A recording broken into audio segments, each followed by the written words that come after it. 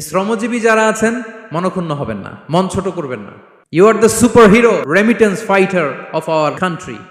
একজন পরিচ্ছন্নতা কর্মী, তারও 20 থেকে 30 হাজার টাকা বাংলাদেশে ঢোকে প্রতি মাসে। আপনি চিন্তা করতে পারেন 6টা মাস যদি রেমিটেন্স বন্ধ হয়, শ্রীলঙ্কার চেয়েও খারাপ অবস্থায় বাংলাদেশে চলে যাবে। এটা আল্লাহর পক্ষ থেকে একটা স্পেশাল রাহমা, মার্সি এন্ড ব্লেসিংস, যে আমাদের রিজিকের তাগিদায় সারা বিশ্বে যে কাজ করতে হয়, আমরা কাজ করি আর দেশে টাকা পাঠাই, আর সচল থাকে আমার দেশের অর্থনীতির চাকা। আলহামদুলিল্লাহ পড়েন।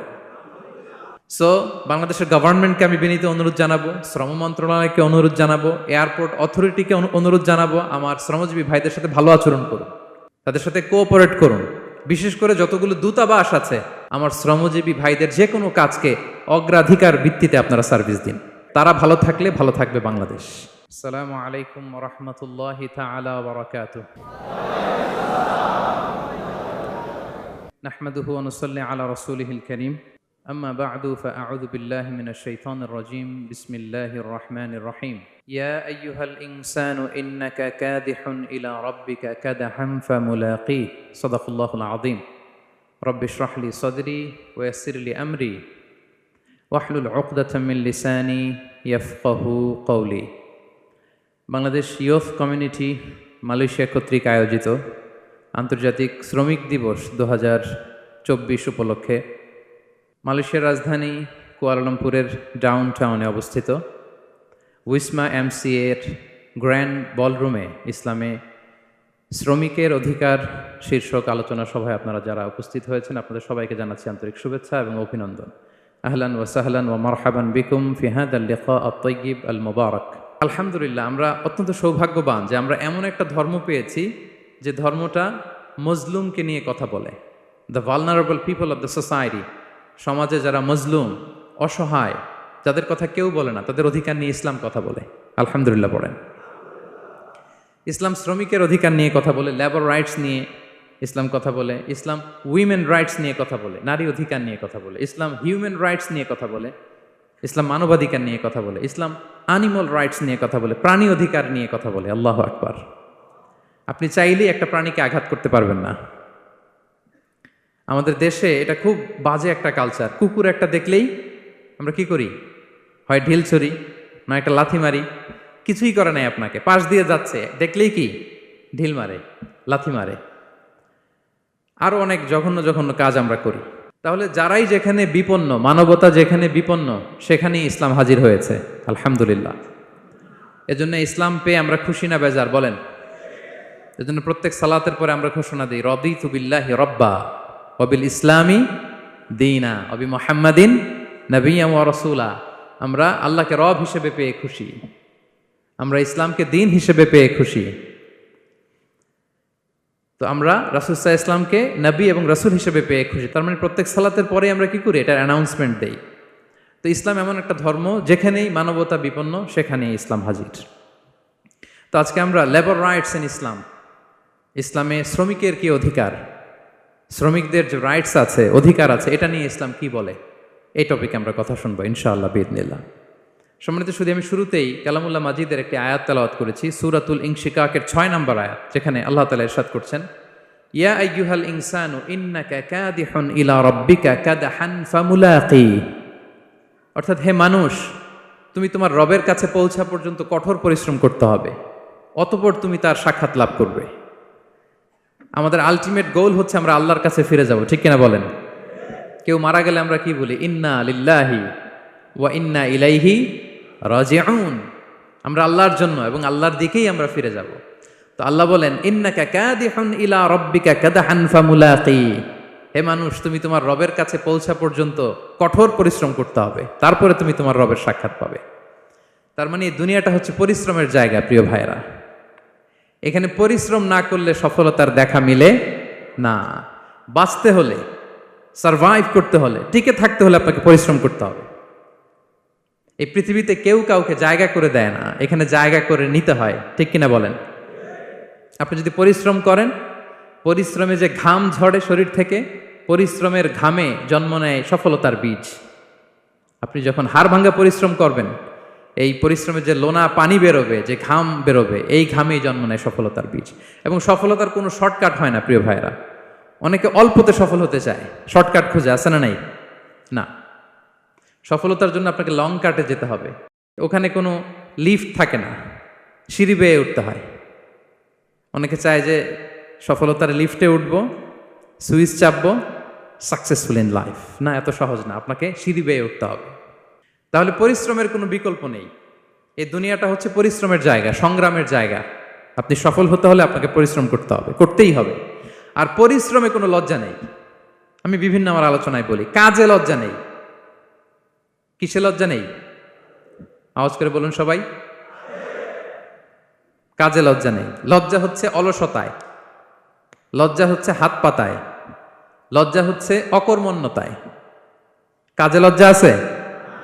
লজ্জা কিসে বলেন সবাই?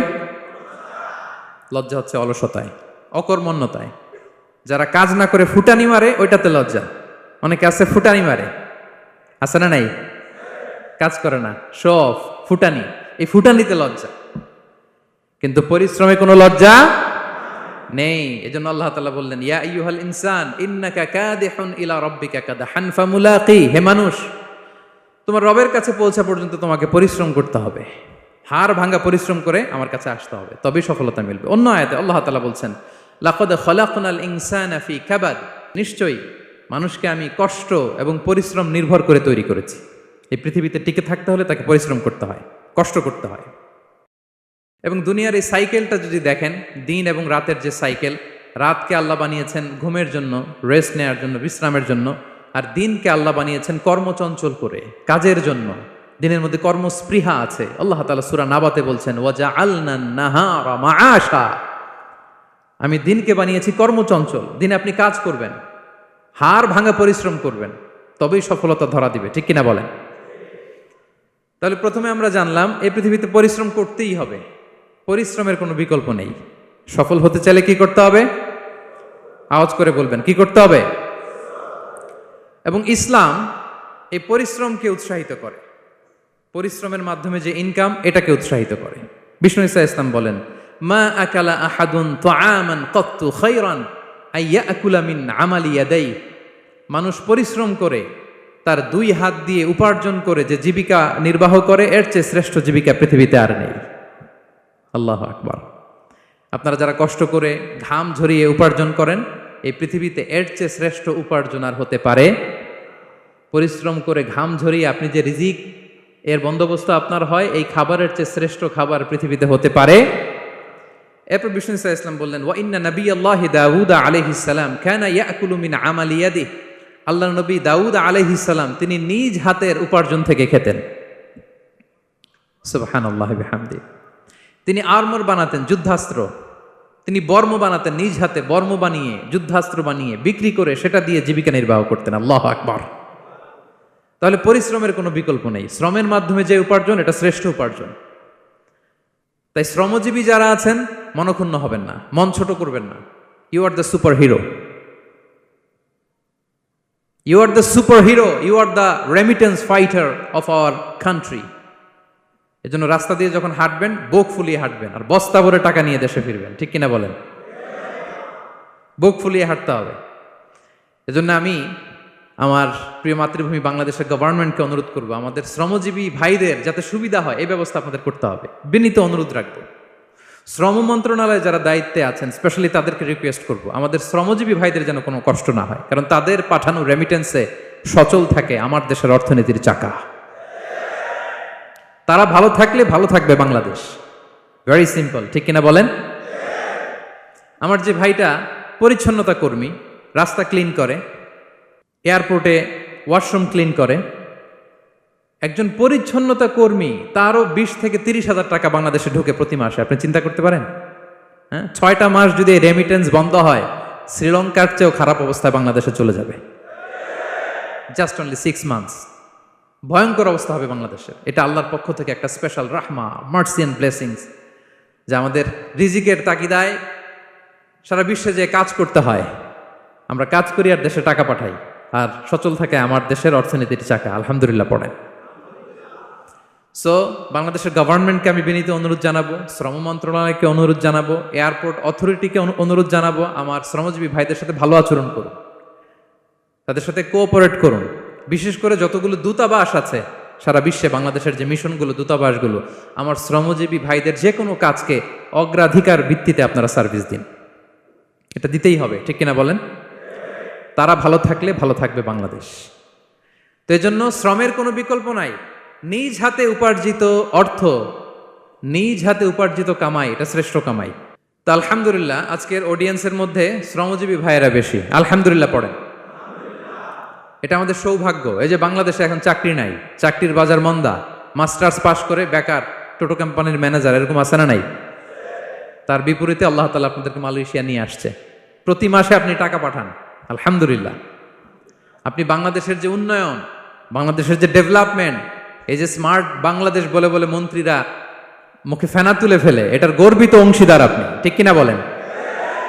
আপনি গর্বিত অংশীদার। You are the contributor, you are the real contributor. আপনার অবদানে বাংলাদেশ আজকে সচল, আলহামদুলিল্লাহ। সো মন ছোট করার কোনো সুযোগ নেই। নিজ হাতে উপার্জিত কামাই, এটা পৃথিবীর শ্রেষ্ঠ কামাই, আলহামদুলিল্লাহ। পরিশ্রমের মাধ্যমে যে উপার্জন, এটাকে ইসলাম আমাদেরকে উৎসাহিত করে। শুধু নামাজ, রোজা, জিকির এগুলো নিয়ে ইসলাম আমাদেরকে পড়ে থাকতে বলেনি। কোরআনিক অর্ডার হচ্ছে আপনার নামাজ শেষ, আপনি বেরিয়ে পড়বেন, কাজে বেরিয়ে যাবেন। ফাইদা কুদিয়াতিস সালাতু ফান্তাশিরু ফিল আরদি ওয়াবতাগু মিন ফাদলিল্লাহ। বিধানটা কার বলুন? আওয়াজ করে বলুন, বিধানটা কার? এটা কোরআনিক ভার্ডিক্ট, কোরআনের বিধান। নামাজ শেষ, গোল হয়ে বসে জিকির করতে বলা নাই আল্লাহ। আল্লাহ বলেছে ফান্তাশিরু ফিল আরদ ওয়াবতাগু মিন ফাদলিল্লাহ, জমিনে ছড়িয়ে পড়ো, আল্লাহর রিজিক তালাশ করো। নামাজ শেষ, বেরিয়ে যাবেন। কৃষক চলে যাবে মাঠে, শ্রমজীবী চলে যাবে ফ্যাক্টরিতে, শিক্ষকরা চলে যাবে তাদের শিক্ষা প্রতিষ্ঠানে, কর্পোরেট ওয়ার্ল্ডের লোকেরা চলে যাবে তাদের প্রতিষ্ঠানে। ডেভেলপমেন্ট করতে হবে, সিভিলাইজেশন করতে হবে। নামাজের পরে গোল হয়ে বসে থাকা চলবে না। কি ব্যালেন্স দেখেছেন ইসলাম? আজান হয়েছে তো মসজিদে আসো, নামাজ শেষ বেরিয়ে পড়ো, আলহামদুলিল্লাহ। কি ভারসাম্যপূর্ণ ইসলাম। ফাইদা কুদিয়াতিস সালাতু ফান্তাশিরু ফিল আরদ, যখন সালাত শেষ জমিনে ছড়িয়ে পড়ো, আল্লাহ রিজিক অন্বেষণ করো। তাহলে শুধু নামাজ রোজার মধ্যে ইসলাম নয়, আপনাকে কর্মঠ হইতে হবে, পরিশ্রম করতে হবে, হাড় ভাঙা পরিশ্রম। বিশ্বনবী সাল্লাল্লাহু আলাইহি ওয়াসাল্লাম অত্যন্ত পরিশ্রমী ছিলেন। He started his first career as a shepherd. সুবহানাল্লাহ। ওনার প্রথম ক্যারিয়ার উনি রাখাল হিসেবে শুরু করেছেন। রাখালরা যে কাজ করে, অর্থাৎ মরুভূমিতে ভেড়া, মহিষ, ভেড়া, ছাগল, তারপর বকরি, দুম্বা, এই চরানোর কাজগুলো দিয়ে বিষ্ণু সাল্লাল্লাহু আলাইহি ওয়াসাল্লাম তার ক্যারিয়ার শুরু করেছেন এজ এ শেফার্ড। বিষ্ণু সাল্লাল্লাহু আলাইহি ওয়াসাল্লাম বলেন, সহিহ বুখারীর বর্ণনা, মা বাআসাল্লাহু নাবিয়্যান ইল্লা রাআল গানাম। আল্লাহ তাআলা এই পৃথিবীতে এমন কোন নবী পাঠায় নাই যে নবীরা ছাগল চড়ায় নাই। সুবহানাল্লাহ পড়বেন না? সাহাবারা বললেন, ওয়া আনতা ইয়া রাসূলুল্লাহ, হে আল্লাহর নবী আপনিও ছাগল চড়িয়েছেন? বিষ্ণু সাল্লাল্লাহু আলাইহি ওয়াসাল্লাম বললেন, নাআম, আমিও ছাগল চড়িয়েছি। ওয়া কুনতু আরআহা আলা কারারিত লি আহলি মক্কা, আমি অল্প কিছু মজুরির বিনিময়ে, অল্প কিছু টাকার বিনিময়ে, সামান্য কিছু পারিশ্রমিকের বিনিময়ে মক্কার লোকদের ছাগল চড়িয়ে দিতাম। সুবহানাল্লাহ পড়েন। ছাগল হচ্ছে খুব টেরা প্রাণী, ডানে টানলে বায়ে যায়, বায়ে টানলে ডানে যায়। তাদেরকে একসাথে করা অ্যাজ এ শেফার্ড, এটা মরুভূমিতে খুব কষ্টের কাজ। আল্লাহ তাআলা প্রত্যেক নবীকে দিয়ে ছাগল চড়িয়েছেন যাতে করে কিছুদিন পরে নবীরা মানুষ চড়াতে পারে। সুবহানাল্লাহ। আল্লাহ বুঝাতে চাইলেন, এখন ছাগল চড়াও, এদের উপর যদি কন্ট্রোল নিতে পারো তাহলে মানব জাতির উপর কন্ট্রোল নিতে পারবো। আল্লাহু আকবার। এজন্য প্রত্যেকটা নবীকে দিয়ে, সহিহ বুখারীর বর্ণনা, মা বাআসাল্লাহু নাবিয়্যান ইল্লা রাআল গানাম, আল্লাহ পৃথিবীতে এমন কোন নবী পাঠায় নাই যেই নবীকে দিয়ে আল্লাহ ছাগল চড়ায় নাই। তো বিষ্ণু সাল্লাল্লাহু আলাইহি ওয়াসাল্লাম ছাগল চড়িয়েছেন, অত্যন্ত সুঠাম দেহী ছিলেন, কর্মঠ ছিলেন। তার মানে বিষ্ণু সাল্লাল্লাহু আলাইহি ওয়াসাল্লামও পরিশ্রম করে উপার্জন করেছেন, ঠিক কিনা? ছাগল চড়াতেন, তার বিনিময়ে সামান্য কিছু পারিশ্রমিক নিতেন, মজুরি নিতেন, এতে লজ্জা নাই। এজন্য এই কথা দিয়ে শুরু করেছি যে কাজে লজ্জা নেই। এই তো বিষ্ণু সাল্লাল্লাহু আলাইহি ওয়াসাল্লামের ক্যারিয়ার গেল। আমরা যদি সাহাবাদের জীবনী দেখি, ওনারাও পরিশ্রমী ছিলেন। কেউ খেজুর বাগানে কাজ করতেন, কেউ কৃষি কাজ করতেন, কেউ বাজারে ব্যবসা করতেন, কেউ বসে থাকেন নাই। হাড় ভাঙ্গা পরিশ্রম করেছেন প্রত্যেকটা সাহাবা। তারা আমাদের মডেল, তারা আমাদের সুপার হিরো, তারা আমাদের আইকন, ঠিক কিনা? নবীরা আমাদের মডেল, সাহাবারা আমাদের মডেল। বিষ্ণু সাল্লাল্লাহু আলাইহি ওয়াসাল্লাম কর্মঠ ছিলেন, ওনার সাহাবারা অত্যন্ত কর্মঠ ছিল, কেউ বসে থাকতেন না। পরিশ্রম করতেন, হাড় ভাঙ্গা পরিশ্রম করতেন, উপার্জন করতেন। তারা আমাদের জন্য প্রেরণার বাতিঘর। অনেক সাহাবাদের বায়োগ্রাফি থেকে আপনাদেরকে ঘটনা শেয়ার করা যাবে। আমি একজন সাহাবার জীবনী শোনাবো আপনাদেরকে। আব্দুর রহমান ইবনে আউফ রাদিয়াল্লাহু তাআলা আনহু। 10 জন জান্নাতের, দুনিয়াতে বসে যে 10 জন সাহাবা জান্নাতের সুসংবাদ পেয়েছেন তাদের মধ্যে একজন, আলহামদুলিল্লাহ বলেন। আব্দুর রহমান ইবনে আউফ রাদিয়াল্লাহু তাআলা আনহু প্রথম 8 জন মক্কায় যারা কালিমা পড়ে মুসলমান হয়েছে তাদের একজন। তার স্ট্যাটাসটাকে জেনে নেন। তো তিনি যখন মক্কা থেকে হিজরত করে মদিনায় গেলেন, মনে রাখবেন মক্কা থেকে যে সাহাবারা বাড়ি ঘর ছেড়ে হিজরত করেছে তাদেরকে বলে মহাজির, মানে হিজরতকারী সাহাবা। আর মদিনাতে যে সমস্ত সাহাবারা তাদেরকে রিসিভ করেছেন তাদেরকে বলে আল আনসার, মানে সাহায্যকারী সাহাবা। তো যারাই হিজরত করে মক্কা থেকে মদিনায় যেত, বিষ্ণু ইসা ইসলাম মদিনার কোন সাহাবীর সাথে তার ভাই পাতিয়ে দিতেন, আল মুআখাত, ব্রাদারহুড করে দিতেন, দায়িত্ব দিতেন যে তুমি এই সাহাবীকে দেখবে। তো আব্দুর রহমান ইবনে আউফ রাদিয়াল্লাহু তাআলা আনহু যখন হিজরত করে গেলেন, তার দেখভাল করার জন্য যে সাহাবীর দায়িত্ব পড়ল তার নাম হচ্ছে সাআদ ইবনে রাবিয়া, আনসারী সাহাবী রাদিয়াল্লাহু তাআলা আনহু। বিষ্ণু বললেন, সাআদ, আব্দুর রহমান ইবনে আউফ তোমার ভাই, ভাই বানিয়ে দিলেন। কি বানিয়ে দিলেন? তুমি তাকে টেক কেয়ার করবে, সে হবে তোমার মেহমান। সুবহানাল্লাহ। সাআদ ইবনে রাবিয়া রাদিয়াল্লাহু তাআলা আনহু তিনি আব্দুর রহমান ইবনে আউফকে ডেকে নিয়ে গেলেন, ঘরে নিয়ে গেলেন মেহমানকে, এবং বললেন, ইয়া সাআদ ইন্নী আকসারুল আনসারি মালান। হে সাআদ, তুমি চিন্তা করো না, তুমি মনে করো না যে তোমার ভরণ পোষণ দিতে আমার কষ্ট হবে। আমি মদিনার সবচাইতে বড় বিজনেস ম্যাগনেট, সবচাইতে বড় বিজনেস ম্যাগনেট আমি। No tension, don't worry about it. Tension নিও না, আসো, তোমার জন্য আমার কি প্রপোজাল শোনো। ফাআকসিমু লাকা নিসফা মালি, আমার যত সম্পদ আছে আমি অর্ধেক তোমার দিয়ে দিব। সুবহানাল্লাহ, এত আসতে। আপনার বাড়িতে কেউ মেহমান হলে করতে পারবেন এরকম? আল্লাহ, কেমন প্রেরণার বাতিঘর তারা। ফাআকসিমু নিসফা মালি, হে আব্দুর রহমান ইবনে আউফ, আমার অর্ধেক সম্পদ তোমারে দিয়ে দিব। এখানেই শেষ না, এরপর বলতে লাগলেন, আমার অনেকগুলো স্ত্রী আছে, তুমি কোথায় যে মেয়ে খুঁজবা, প্রস্তাব দিবা, এত ঝামেলার দরকার নাই। আমার কোন স্ত্রীকে তোমার ভালো লাগে বলো, তার যদি তোমাকে ভালো লাগে তাহলে প্রয়োজনে তাকে আমি ডিভোর্স দিয়ে দিব, তাকে নিয়ে তুমি সুখের সংসার করবা। আল্লাহু আকবার, আল্লাহু আকবার। অর্ধেক সম্পদ দিয়ে দিব, আমার একাধিক স্ত্রী আছে, কাউকে যদি তোমার পছন্দ হয় এবং সেও যদি তোমাকে পছন্দ করে, প্রয়োজনে তাকে ডিভোর্স দিব, new life, new career, just go on. আমরা এই সুযোগ পেলে কি করতাম? সাথে সাথে অর্ধেক সম্পদ নিয়ে নিতাম, ঠিক কিনা? আব্দুর রহমান ইবনে আউফ প্রেরণার বাতিঘর। উনি কি করলেন? উনি বললেন, লা হাজাতা লি ফি যালিক, আমার ভাই তুমি যে বলছো, এ সাআদ ইবনে রবি, তুমি যে এত চমৎকার প্রপোজাল দিয়েছো, এতেই আমি খুশি, তোমার কোনো কিছুর আমার দরকার নাই। বারাকাল্লাহু লাকা ফি আহলিকা ওয়া মালিক, আল্লাহ তোমার সম্পদেও বরকত দেখ, আল্লাহ তোমার পরিবারেও বরকত দেখ। তবে একটা কষ্ট করতে হবে, সেটা কি? আব্দুর রহমান ইবনে আউফ বললেন, দুল্লানি ইলা সুক, just show me the way to market. মদিনার বাজারটা কোথায় এটা একটু দেখায় দাও। আমি নতুন মানুষ, পথঘাট চিনি না। দুল্লানি ইলা সুক, just show me the way to market of Medina. মদিনার বাজারটা কোন রাস্তা একটু দেখায় দাও। আল্লাহু আকবার। সাদ ইবনে রবি বললেন, এই তো মদিনার বাজার। উনি যে কিছু ঘি কিনলেন, পনির কিনলেন, কিনে বিক্রি করলেন, প্রফিট করলেন। ওই প্রফিট দিয়ে আরো বেশি করে কিনলেন, আবার বিক্রি করলেন, প্রফিট, আবার বিক্রি করলেন, প্রফিট। এই কেনা বেচা করতে করতে 1-2 মাসের মধ্যে উনি মদিনার one of the biggest business magnate হয়ে গেলেন। আল্লাহু আকবার। কি হাড় ভাঙ্গা পরিশ্রমই না তারা করেছেন। একেবারে রেডি ক্যারিয়ার ছিল, গেলাম সবচেয়ে বড় বিজনেসম্যানের অর্ধেক সম্পত্তি পেয়ে গেলাম। He didn't accept the ready career, rather he made his own path with his own endeavor. নিজের চেষ্টায়, নিজের পরিশ্রমে, নিজের ঘাম ঝরিয়ে নিজের ক্যারিয়ার তৈরি করেছেন। চিল্লায় বলেন ঠিক কিনা? This is the biography of Abdur Rahman ইবনে আউফ রাদিয়াল্লাহু তাআলা আনহু। সাহাবারা কতটা পরিশ্রম করেছেন, তার মানে বিশ্বনবী পরিশ্রমী ছিলেন, সাহাবারা পরিশ্রমী ছিলেন। এবং বিষ্ণু ঈসা ইসলাম পরিশ্রম করতে বলতেন সবাইকে, হাত পাততে নিষেধ করতেন, কারণ দারিদ্রতা বড্ড ভয়ঙ্কর। দারিদ্রতা যার আসে সে বুঝে। বাংলা একটা কথা আছে, অভাব যখন দরজায় এসে দাঁড়ায়, ভালোবাসা তখন সবার মুখস্থ দেখছেন?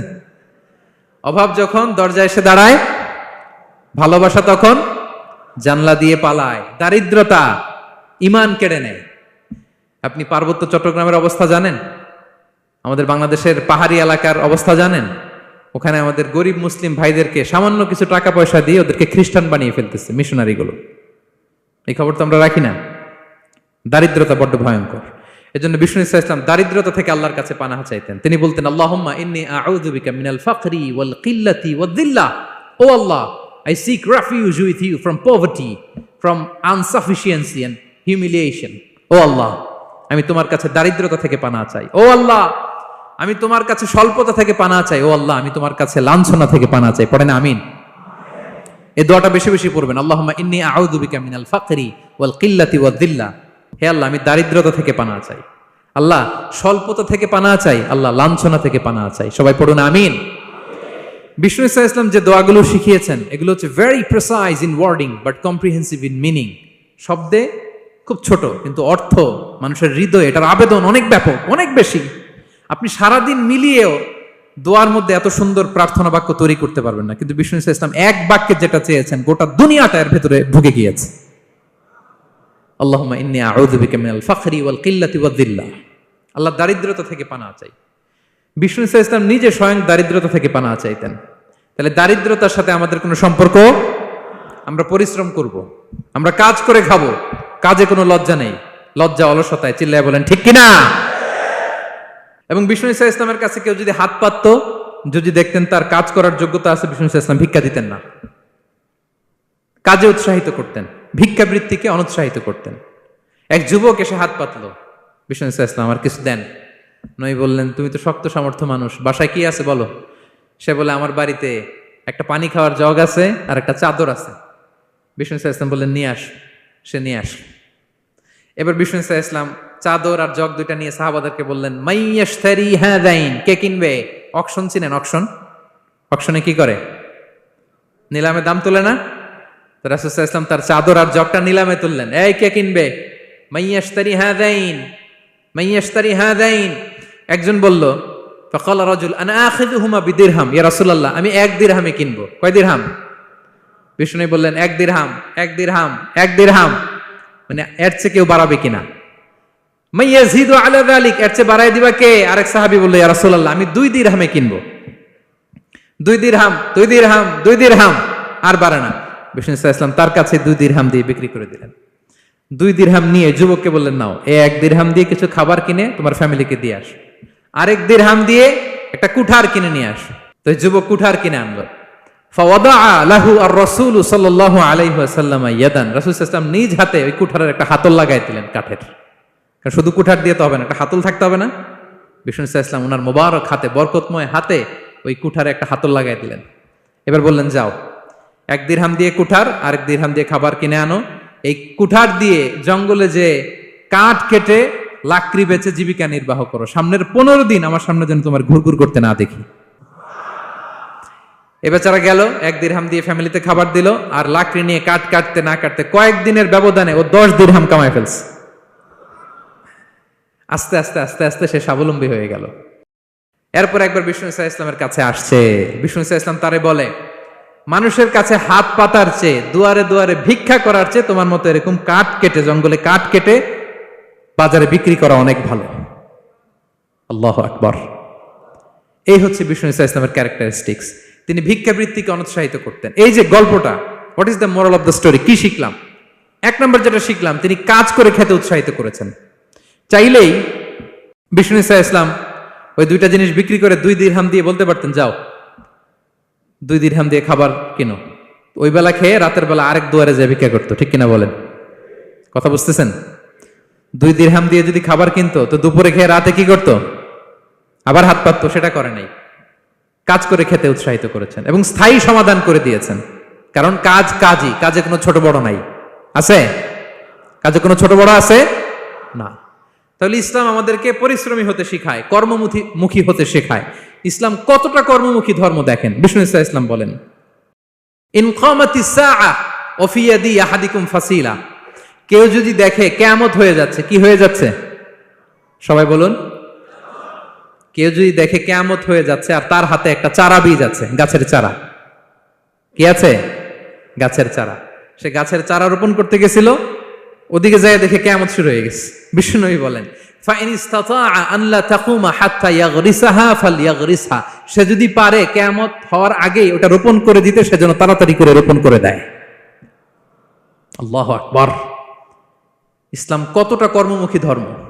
কিয়ামত শুরু হয়েছে, বিষ্ণু বলেন তার উপর কিয়ামত আসার আগে সে যদি চান্স পায় চারা বীজটা যেন রোপণ করে দেয়। আর আমরা এখন আখিরুজ্জামান, দাজ্জাল আসবে, কিয়ামত হয়ে যাবে, 2025 সালেই হবে, এগুলো বলে কাজকর্ম সব বন্ধ করে দিচ্ছে। এরকম ডাকাইতে আছে না নাই? হ্যাঁ বলেন, আছে না নাই? তা আখিরুজ্জামান কি আপনারা এটা শিখায়, এই লেসন শিখায়? আখিরুজ্জামান আসবে, দাজ্জাল আসবে, তো আপনার সমস্যা কি? দাজ্জাল আসবে দেখেই তো আপনাকে বিজনেস করে এমন টাকা কামাইতে হবে যাতে করে দাজ্জাল আসলে আমি আমার অর্থ দিয়ে মুজাহিদিন ভাইদেরকে সহায়তা করতে পারি। দাজ্জাল আসবে তো আপনার প্রবলেম কি? আপনার বডি বিল্ডিং করতে হবে, আপনার ফ্যামিলিকে তারবিয়া দিতে হবে, আপনার সোসাইটিকে সমৃদ্ধ করতে হবে, আপনাকে সভ্যতার কারিগর হইতে হবে। আপনার সব কাজ আপনি আরো বাড়াই দিবেন দাজ্জালের প্রশ্ন আসলে। এখন দাজ্জাল আসবে, 25 সালেই আসবে, 26 সালেই কিয়ামত হবে। কি হবে ক্যারিয়ার দিয়ে, আর কি হবে ব্যবসা করে? এরকম আছে না নাই? এরকম করা যাবে? বিশ্বনবী কি বললেন? কিয়ামত হইতেছে, তুমি দেখতেছো চাক্ষুষ বিলা আয়ান, দেখতেছো কিয়ামত হইতেছে, আর তুমি গাছ লাগাইতে গেছিলা। যদি সুযোগ হয় কিয়ামত হওয়ার আগে আগে কি করো? গাছ লাগাও। সুবহানাল্লাহ পড়বেন না? প্রিয় ভাইয়েরা, আমরা যেন পরিশ্রমী হই, আমরা যেন কর্মঠ হই, আমরা যেন অলস না হই। বিষ্ণু ইসলাম অলসতা থেকে আল্লাহর কাছে পানাহ চাইতেন। আল্লাহ আমাদেরকে বোঝার তৌফিক দান করুক, আমরা পড়ি আমিন। আল্লাহ নবী সাল্লাল্লাহু আলাইহি ওয়াসাল্লাম শুধু পরিশ্রম করতে বলেছেন এমন নয়, তিনি পরিশ্রমীদেরকে পছন্দ করতেন। এক সাহাবীর সাথে তিনি মুসাফা করলেন, দেখলেন হাতটা বড্ড খসখসে, তিনি শ্রমজীবী সাহাবী। এটা যখন তিনি শুনতে পেলেন, তিনি পরম মমতায় আলতো করে ওই শ্রমিক সাহাবীর হাতে তিনি চুমু খেলেন। আল্লাহু আকবার। এবং ওনার আন্ডারে যারা কাজ করত তাদের সাথে বিষ্ণু ইসলামের যে আচরণ, ওনার যে শ্রমিক, ওনার যে খাদেম, তাদের সাথে বিষ্ণু ইসলামের যে ডিলিং শুনলে আপনি অবাক হয়ে যাবেন, অবাক হয়ে যাবেন। আপনি কারো ব্যাপারে যদি রিয়েল ইনফরমেশন চান, আপনি কয়েকটা জায়গায় নক করতে হবে। 1 নাম্বার, ধরেন যে একজন বড় সাহেব, তার আসল তথ্য যদি চান তার বউকে জিজ্ঞেস করেন। কারে জিজ্ঞেস করবেন? ওয়াইফকে জিজ্ঞেস করবেন, স্ত্রীকে, আসল তথ্য পাবেন। 2 নাম্বার, তার বাড়ির দারোয়ানকে জিজ্ঞেস করবেন। কাকে? 3 নাম্বার, তার ঘরের কাজের বুয়া, সব জানে উনি, ওই কাজের বুয়া থেকে রিপোর্ট নেবেন, ঘরে যে কাজ করে। 4 নাম্বার, তার ড্রাইভার, দারোয়ান, কাজের বুয়া, ওয়াইফ, এদের কাছ থেকে যদি আপনি জিজ্ঞেস করেন, ফলের বিড়াল বেরিয়ে আসবে। ঠিক কিনা বলেন? তো আসেন বিষ্ণু ইসলামের যে খাদেম, কর্মচারী, তারা একটু জিজ্ঞেস করি বিষ্ণু ইসলামের আচরণ কেমন ছিল। বিষ্ণু ইসলামের খাদেমের নাম হচ্ছে আনাস রাদিয়াল্লাহু আনহু। আলহামদুলিল্লাহ, খাদিমুর রাসূলিল্লাহ, বিষ্ণু ইসলামের খাদেম। আসেন ওনাকে জিজ্ঞেস করি যে বিষ্ণু ইসলামের আচরণ কেমন ছিল। আনাস রাদিয়াল্লাহু তাআলা আনহু বলেন, খাদিমতুন নবিয়্যা 10 সিনিন, আমি বিষ্ণু ইসলামের 10 বছর খেদমত করেছি, 1-2 বছর না, 10 বছর বিষ্ণু ইসলামের খেদমতে আমি নিয়োজিত ছিলাম। ফামা ক্বালা লি লিমা সানা'তা ওয়ালা লিমা লা সানা'তা, 10 বছরের মধ্যে একদিনও কখনো বলে না, এ আনাস এটা কেন করলা, এ আনাস এমনটা কেন হলো, এটা কেন করলা না, একদিনের জন্য বলে নাই। কেন এটা করছো, কেন এটা করো নাই, এরকম কোনো প্রশ্ন আমাকে কোনোদিন করে নাই। সুবহানাল্লাহ পড়েন। আনাস রাদিয়াল্লাহু তাআলা আনহু কি ভুল করেন নাই? করছেন। ছোট মানুষ তো, একেবারে ছোট বাচ্চা ছিলেন। ওনার আম্মা যখন আনাস রাদিয়াল্লাহু তাআলা আনহুকে নিয়ে আসছে, বিষ্ণু ইসলাম মক্কা থেকে হিজরত করে মদিনায় আসলেন, সবাই বিশ্বনবীকে ঘিরে ধরলো, সবাই বিশ্বনবীকে সালাম দেয়, মুসাফা করে, হাদিয়া দেয়। আনাসের মা চোখের পানি ছাড়ে, বিশ্বনবীর কাছে লজ্জায় এসে বলে, ইয়া রাসূলুল্লাহ, সবাই আপনাকে উপহার দেয়, সবাই আপনাকে হাদিয়া দেয়, আমি আপনারে কি হাদিয়া দেব? হাদিয়া দেওয়ার মতো কিছু নাই আমার এই কলিজার টুকরা আনাস ছাড়া, আমি আনাসকেই আপনারে হাদিয়া দিয়ে দিলাম। ইয়াখদুমুকা ইয়া রাসূলুল্লাহ, হে নবী, আনাস আপনার খেদমত করবে, আপনার অজুর পানি এনে দিবে, আপনার মেসওয়াকটা এনে দিবে, আপনার জুব্বাটা এনে দিবে, আমি আমার কলিজার টুকরা, আমার নাড় ছেঁড়া ধন আনাসকেই আপনারে উপহার দিয়ে দিলাম। আনাস রাদিয়াল্লাহু তাআলা আনহু বিষ্ণু ইসলামের সাথে থাকতেন, অজুর পানি এনে দিতেন, জামা এনে দিতেন। বিষ্ণু বললেন, আনাস আমার ওই জুব্বাটা নিয়ে আসো। ছোট্ট আনাস জুব্বা আনতে যে মদিনার বাচ্চারা খেলতেছে, আমাদের দেশে যে খেলে, কুতকুত খেলে, চারা খেলে, এইটা খেলে, সেইটা খেলে, ওই খেলাধুলা দেখে নবীর জামা আনার কথা উনি ভুলে গেলেন, বাচ্চাদের সাথে দাঁড়িয়ে খেলা দেখতে আরম্ভ করলেন। এখন সময় গড়িয়ে অনেক হয়ে গেল, আনাসও আসে না, জুব্বাও আসে না। ঘটনা কি? বিষ্ণু ইসলাম বললেন, যাই নিজের জামা নিজে নিয়ে আসি। তো বের হলেন, যে দেখে সর্বনাশ, আনাসকে পাঠাইছি জুব্বা আনতে, আনাস দেখিয়ে দিকে খেলার মধ্যে মগ্ন হয়ে আছে। বিষ্ণু ইসলাম কিছুই বললেন না, চুপ করে যে উনিও আনাসের পিছনে এভাবে দাঁড়িয়ে রইলেন, কিছুই বলে না। তো আনাস খেলা একবার এদিকে দেখে, একবার ওদিকে দেখে, একবার এদিকে ঘুরতে ঘুরতে হঠাৎ দেখে পিছনে কে? স্বয়ং বিশ্বনবী। আল্লাহ, বিশ্বনবীর দেখে তো আনাস রাদিয়াল্লাহু তাআলার কলিজাটা এখানে চলে আসছে ভয়। হায় হায়, আজকে খবর আছে। হায় হায়, আমার না জুব্বা আনতে বলছিল, আমি কি কাজ করলাম? ভয়ে আটকে উঠছে।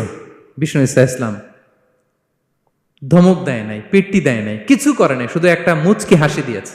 আনাস রাদিয়াল্লাহু তাআলা আনহু বলে, বিশ্বনবীর সেই দিনের মুচকি হাসির শাসন মৃত্যুর আগ পর্যন্ত আমাকে সোজা রাস্তায় রেখেছে, আর ডানে বায়ে করি নাই কোনোদিন। তার মানে শাসন করতে জানলে ব্যাত মারা লাগে না, শাসন করতে জানলে গায়ে হাত তোলা লাগে না, শাসন করতে জানলে মুচকি হাসি দিয়েও শাসন করা যায়, ঠিক কিনা বলেন?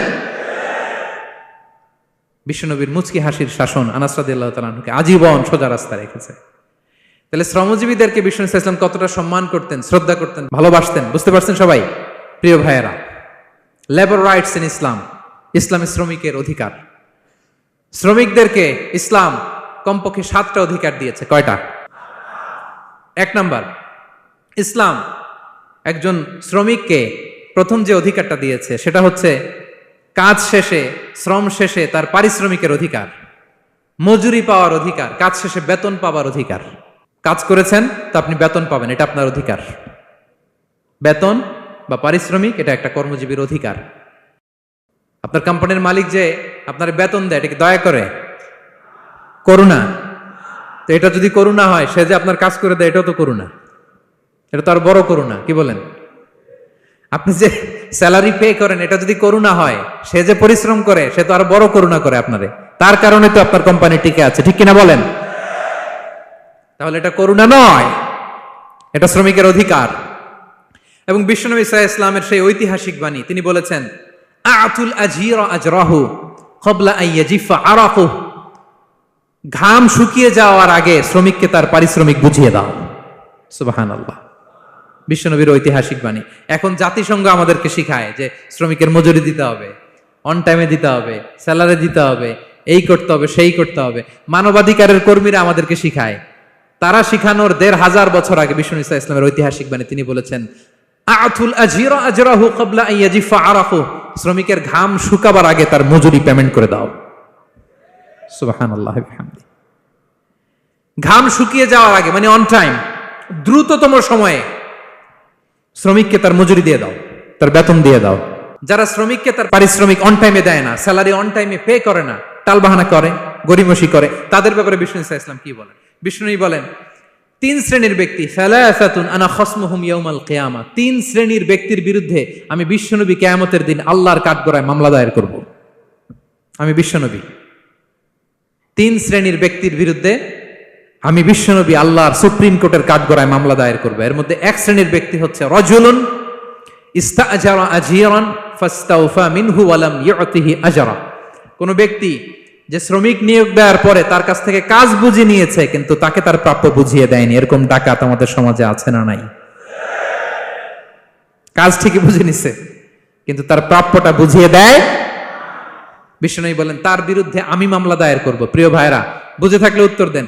বিশ্বনবী যার বিরুদ্ধে মামলা দায়ের করবে তার জান্নাত তো একেবারে ডাইরেক্ট, তাই না? হ্যাঁ, সুন্দর বলছে একজন, তার কোনো জামিন নাই, ঠিক কিনা বলেন? বিশ্বনবী যার বিরুদ্ধে মামলা দায়ের করেছে তার জান্নাতে যাওয়া তো দূর কি বাত, সে জান্নাতের ঘ্রাণও তার নাকে ঢুকবে না, চিল্লায় বলেন ঠিক কিনা? এই জন্য খবরদার, শ্রমিককে তার শ্রম নেয়ার পরে তার পারিশ্রমিক দিয়ে দেন, তার ঘাম শুকিয়ে যাওয়ার আগে, মানে অন টাইম। এটা নিয়ে কোনো টাল বাহানা করা যাবে তা না হলে বিশ্বনবী তার বিরুদ্ধে মামলা দায়ের করবে। তার মানে 1 নম্বর অধিকার বুঝে পাইছেন? আপনি যে কাজ করেন, কাজের বিনিময়ে যে পারিশ্রমিক পান, যে স্যালারি পান, এটা আপনার অধিকার। এটা করুণা নয়, এটা অনুকম্পা নয়, এটা কোনো দয়া নয়, ইটস ইউর রাইট, এটা আপনার অধিকার। আওয়াজ করে বলুন তো, গলা ফুলিয়ে, এটা আপনার কি? 2 নাম্বার, একটা শ্রমিককে ইসলাম যে অধিকার দেয় সেটা হচ্ছে চুক্তি মাফিক সকল সুযোগ সুবিধা প্রাপ্তির অধিকার। অর্থাৎ একজন এমপ্লয়ার যখন তার এমপ্লয়িকে নিয়োগ করে, একটা এমপ্লয়মেন্ট কন্ট্রাক্ট থাকে না? এমপ্লয়মেন্ট কন্ট্রাক্ট বুঝেন তো? একটা চুক্তিপত্র থাকে, এখানে ফিক্স করা থাকে ওয়ার্কিং আওয়ার্স, কয় ঘন্টা আপনি কাজ করবেন, আপনার জব স্পেসিফিকেশন, কি করবেন কি করবেন না, আপনার স্যালারির ব্যাপারে থাকে, কত স্যালারি দিবে, কখন দিবে, আবার আপনি ওভার টাইম করলে এক্সট্রা পে করবে, আপনি রেগুলার কাজ করলে ঘন্টায় per hour 20 ringgit, over time করলে 40 রিঙ্গিট। তারপর আপনি কখন ব্রেক নেবেন, একটা ব্রেক থাকে না যে এই টাইমে একটা ব্রেক দিতে হবে, এগুলো মিউচুয়াল আন্ডারস্ট্যান্ডিং এ এমপ্লয়মেন্ট কন্ট্রাক্টে থাকে। আপনি হলিডে কখন করবেন, ছুটি থাকতে হবে। টানা 7 দিন কাজ করানো যাবে বলেন? না, আন্তর্জাতিকভাবে এটা নিষিদ্ধ। টানা 7 দিন কোনো কাজ নাই, একদিন তার হলিডে থাকতে হবে, তার অ্যানুয়াল লিভ থাকতে হবে। Right to rest and leisure, বিশ্রামের একটা সময় লাগবে। এই যে 1 মে আন্তর্জাতিক শ্রমিক দিবস, এটা শুরু হয়েছে কিভাবে? ইউনাইটেড স্টেটস অফ আমেরিকার শিকাগোতে 1986 সালে এই কাজের বিরুদ্ধেই তারা আন্দোলন করেছিল। টানা 7 দিন তাদেরকে দিয়ে গাদার মতো খাটুনি খাটাতো, দাসের মতো তাদের সাথে আচরণ করা হতো। তারা আন্দোলন শুরু করেছিল, 8 জনকে গুলি করে নিহত করা হয়েছিল। সেখান থেকে এই মে দিবস। কিন্তু বিষ্ণু ঈসা ইসলাম 1500 বছর আগে এই শ্রমিকদের অধিকারের ব্যাপারে সোচ্চার ছিলেন। আলহামদুলিল্লাহ বলেন। তাহলে right to rest and leisure, UDHR, universal declaration for human rights, এগুলো সব নির্ধারিত আছে। তার মানে একজন শ্রমিকের 2 নম্বর অধিকার হচ্ছে চুক্তি অনুযায়ী সকল সুযোগ সুবিধা প্রাপ্তির অধিকার। আপনার চুক্তি করছেন, আপনি এটা এটা দিবেন, কিন্তু কাজের পরে আপনি ফ্যাসিলিটি দিচ্ছেন না, এটা করা যাবে বলেন? করা যাবে? আল্লাহর কোরআন কি বলছে শুনুন। আল্লাহর কোরআন বলে, ইয়া আইয়ুহাল্লাযীনা আমানু আউফু বিল উকুদ, O you who believe fulfil your contract, ও বিশ্বাসীরা তোমরা তোমাদের চুক্তি পূর্ণ করো। ওয়া আউফু বিল আহদি ইন্নাল আহদা কানা মাসউলা, তোমরা যে কমিটমেন্ট করেছো, যে কন্ট্রাক্ট করেছো, এই চুক্তি তোমরা পূর্ণ করো। তা না হলে কিয়ামতের কঠিন ময়দানে এই চুক্তির ব্যাপারে, কন্ট্রাক্টের ব্যাপারে, এই এগ্রিমেন্টের ব্যাপারে আপনারা জিজ্ঞেস করবে কে? তাহলে যা চুক্তি করেছেন সুযোগ সুবিধা, তাই আপনাকে দিতে হবে। মালিক ভাইয়েরা মনে থাকবে তো নাকি? এগ্রিমেন্টে যা যা বলেছেন, যা যা লিখে সিগনেচার করেছেন, তাই আপনাকে দিতে হবে। আদেশটা কার? সবাই বলুন। আপনি মন চাইলে হায়ার করবেন, আর পরের দিন ফায়ার করবেন, এরকম করা যাবে? হ্যাঁ, চাইলে হায়ার ফায়ার, মন যা চায় তা করবেন, এটা করা চলবে না। তাহলে 2টা অধিকার গেল। 3 নম্বর, একজন শ্রমিককে ইসলাম যে অধিকার দিয়েছে সেটা হচ্ছে সুন্দর আচরণ পাবার অধিকার। তিনি আপনার ফ্যাক্টরির ওয়ার্কার, আপনার স্টাফ, এজন্য যা মনে চায় তা আচরণ করবেন, দাসের মতো আচরণ করবেন। এটা করা যাবে? আওয়াজ করে বলেন, করা যাবে? বিষ্ণু ঈসা ইসলাম ইন্তেকালের আগে পুরা উম্মাকে 2টা বিষয় ওসিয়ত করেছেন। আওয়াজ করে বলুন তো কয়টা? 1 নম্বর হচ্ছে নামাজ। 1 নম্বর কি? আসসালাত। আসসালাত, রুহু বের হওয়ার আগে, ইন্তেকালের আগে বিষ্ণু বলেন আসসালাত, আসসালাত, নামাজ, নামাজ। উম্মতেরা নামাজের ব্যাপারে সতর্ক হও। 2 নম্বর তিনি বলেছেন ওয়ামা মালাকাত আইমানুকুম, তোমাদের অধীনস্থ যারা আছে তাদের ব্যাপারে সচেষ্ট হও, তাদের প্রতি সদয় হও, তাদের সাথে খারাপ আচরণ করো না। এটা কখন বলছেন? জুমার খুতবার সময়, সাহাবীদের সাথে গল্প করার সময়, বিবিদের সাথে আলোচনার সময়। কখন? Just right before his death. এখনই রুহু বেরোবে, ইন্তেকালের আগে তিনি বলেছেন উম্মতেরা আসসালাত, নামাজ, উম্মতেরা ওমা মালাকাত আইমানুকুম, তোমাদের কর্মচারীদের সাথে খারাপ আচরণ করো না। তাহলে 3 নাম্বার হচ্ছে শ্রমিকদের সুন্দর আচরণ পাবার অধিকার, তাদের সাথে খারাপ আচরণ করা যাবে না।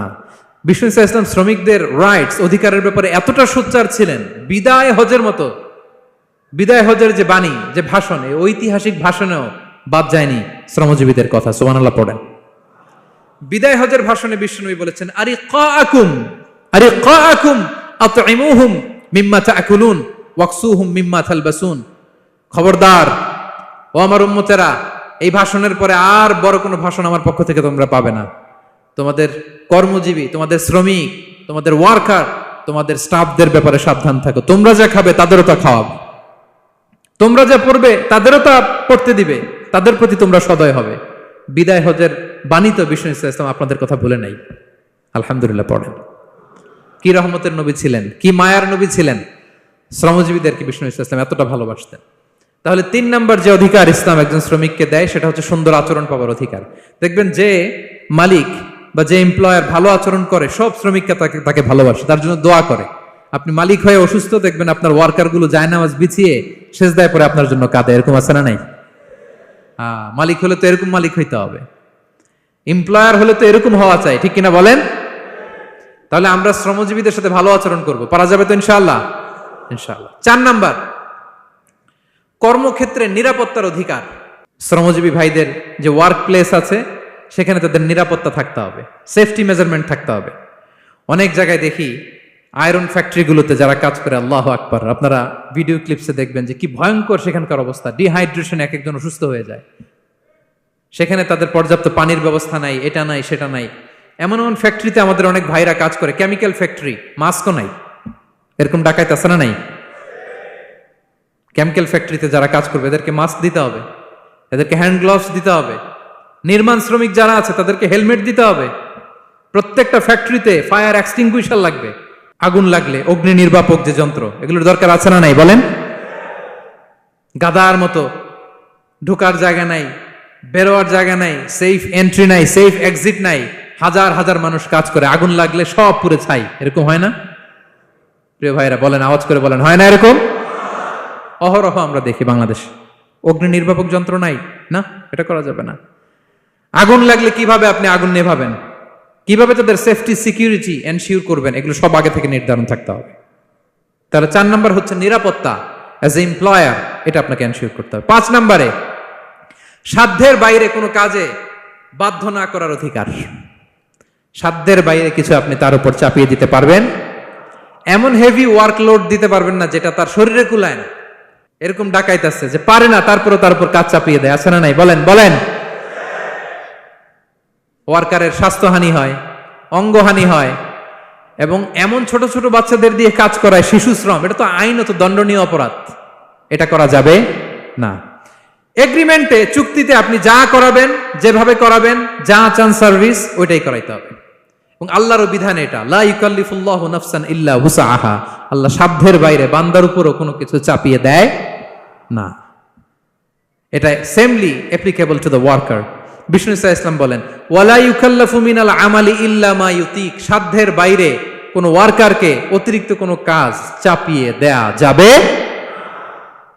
না।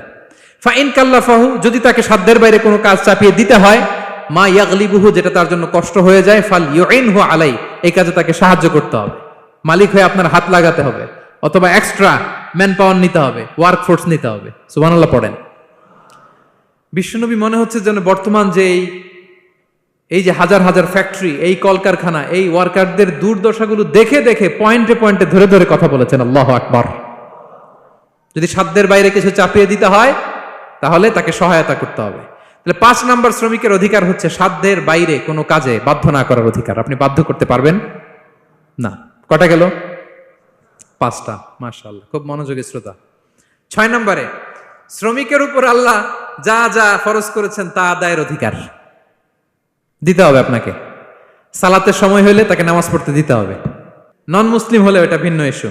তখন আপনি চেষ্টা করবেন একটা মুসলিম কোম্পানিতে যাওয়ার, মুসলিম মালিকের আন্ডারে যাওয়ার, অথবা তাদেরকে সবাই মিলে অ্যাপ্লিকেশন করে বুঝাবেন যে সামান্য ফরজ নামাজটুকু পড়ার অনুমতি, পারমিশন আমরা চাই।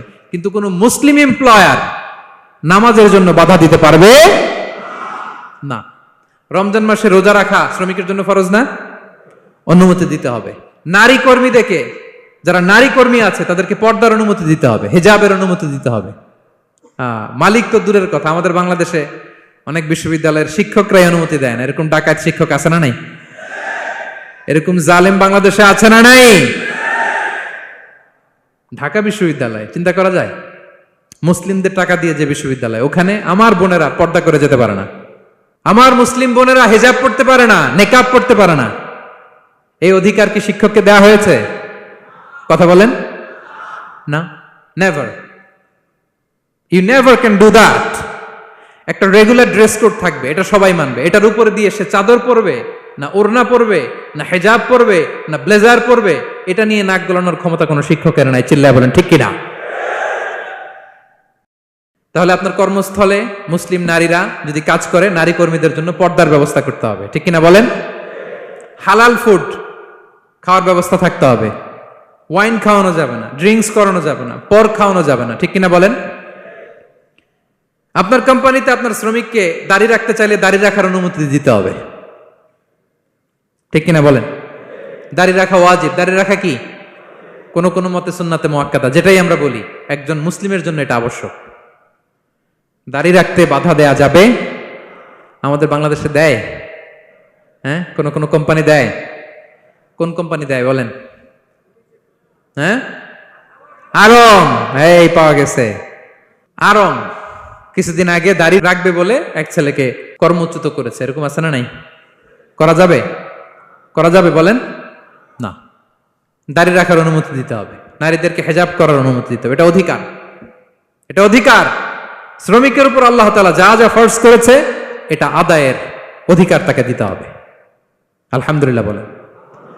7 নাম্বার, সর্বশেষ, সামাজিক নিরাপত্তা লাভের অধিকার, সোশ্যাল সিকিউরিটি। শ্রমিকের পুঁজি হচ্ছে তার শ্রম, তার জীবন যৌবন সব দিয়ে আপনার ফ্যাক্টরিরে একেবারে শীর্ষে নিয়ে গেল, শেষ জীবনে আপনি মালিক তারে ভুলে গেলেন, এরকম আছে না নাই? নো, তার জন্য সোশ্যাল সিকিউরিটির ব্যবস্থা করতে হবে। অনেক শ্রমিক ভাইরা আছে সারা জীবন ফ্যাক্টরির জন্য কাজ করে শেষ বয়সে দুরারোগ্য ব্যাধিতে আক্রান্ত, তাদের খোঁজ খবর কেউ নেয় না। এটা গভর্নমেন্টের দায়িত্ব। গভর্নমেন্ট ফান্ড থেকে, কোম্পানির ফান্ড থেকে, অথবা কোনো যাকাত ফান্ড থেকে, অথবা কোনো এন্ডাওমেন্ট ফান্ড থেকে, অর্থাৎ ওয়াকাফের ফান্ড থেকে তাদের সোশ্যাল সিকিউরিটির ব্যবস্থা করতে হবে। সামাজিক নিরাপত্তা দরকার আছে না নাই বলেন? এটা আপনাদের অধিকার। এই 7টা অধিকার ইসলাম একজন শ্রমিককে দিয়েছে। তো শ্রমিককে ইসলাম শুধু অধিকারই দিয়েছে, মালিকের কোনো অধিকার নাই নাকি? এবার মালিকরা খেপে উঠছে। এতক্ষণ মালিকরা চুপচাপ, আমি দেখতেছি তো, এতক্ষণ যা যা বলতেছি মালিকরা চুপচাপ শুনতেছে। যখনই বলছি মালিকের অধিকার আছে না নাই, মালিকরা কয় আছে। হ্যাঁ, ইসলাম চেক এন্ড ব্যালেন্স করেছে। ইসলাম হচ্ছে ভেরি ব্যালেন্সড রিলিজিয়ান, ভারসাম্যপূর্ণ একটা জীবন ব্যবস্থা। শ্রমিকেরও দায়িত্ব আছে। শ্রমিকেরও কি প্রিয় ভাইয়েরা দায়িত্ব আছে। বিষ্ণু ইসা ইসলাম বলেন, সালাসাতুন লাহুম আজরান, 3 শ্রেণীর ব্যক্তি আছে যাদেরকে আল্লাহ যে কোনো কাজ করলে ডাবল রিওয়ার্ড দিবে, ডাবল। আপনি নামাজ পড়লে যাওয়া সওয়াব, এক করলে দ্বিগুণ সওয়াব।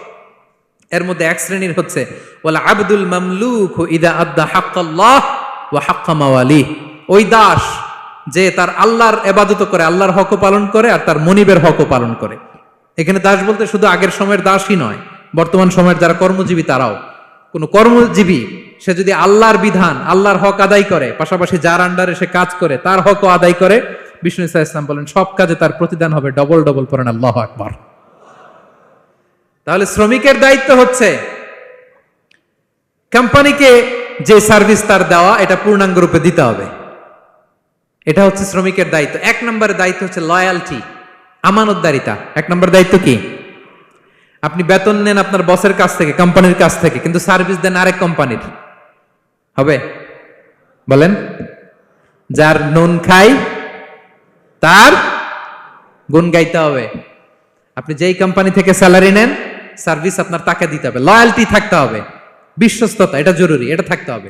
আপনার মালিক আপনার কাছ থেকে এই লয়ালটি প্রাপ্য, সেজন্য আপনার উপর আস্থা রাখে, আপনার বস যেন আপনার উপর আস্থা রাখতে পারে, এইটা মালিকের অধিকার।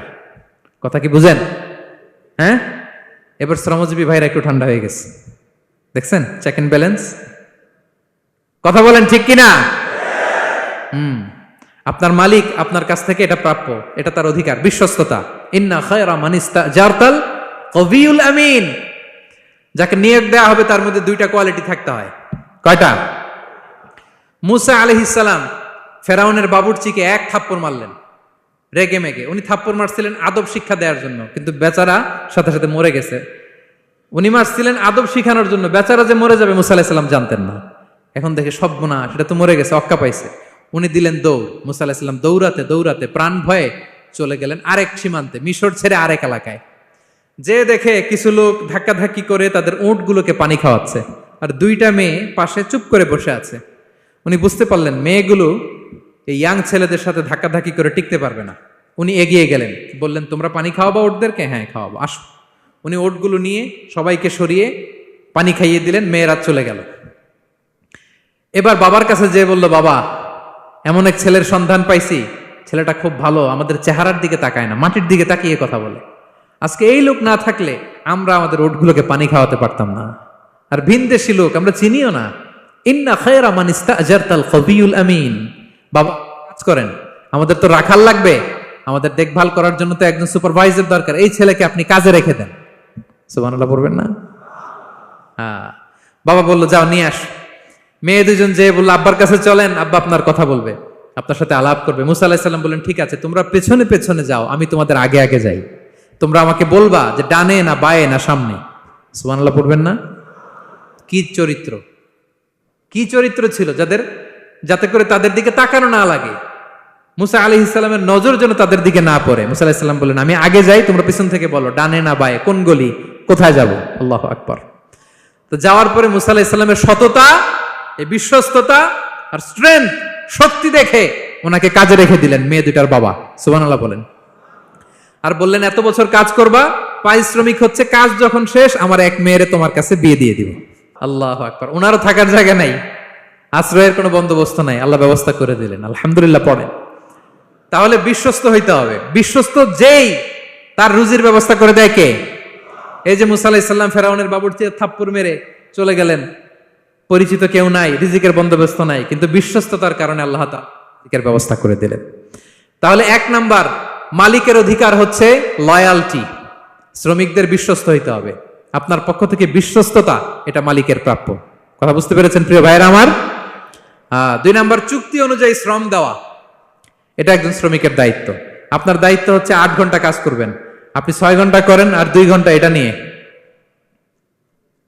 ইউটিউব, টিকটক, আচ্ছা হ্যাঁ, এটা করা যাবে? 8 ঘন্টার যদি চুক্তি হয় আর আপনি যদি প্রতিদিন 6 ঘন্টা কাজ করেন, আপনি যে পারিশ্রমিক পাবেন এটা হালাল হবে? বলেন বলেন, আওয়াজ করে সবাই বলুন না, হালাল হবে না। আপনার চুক্তি অনুযায়ী আপনাকে শ্রম দিতে হবে, এবং এই চুক্তি অনুযায়ী শ্রম পাওয়াটা একজন মালিকের অধিকার। একজন মালিকের 3 নম্বর অধিকার হচ্ছে to work in a best manner possible. আপনার সাধ্যের সবটুকু উজাড় করে দিয়ে কোম্পানির জন্য কাজ করতে হবে।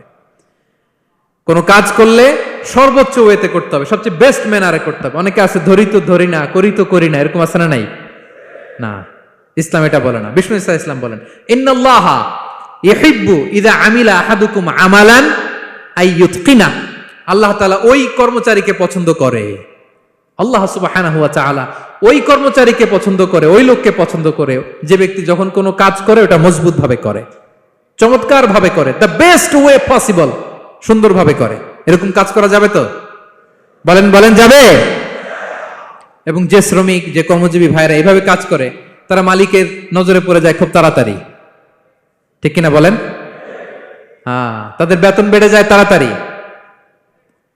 তাদের অবস্থা তাড়াতাড়ি ভালো হয়।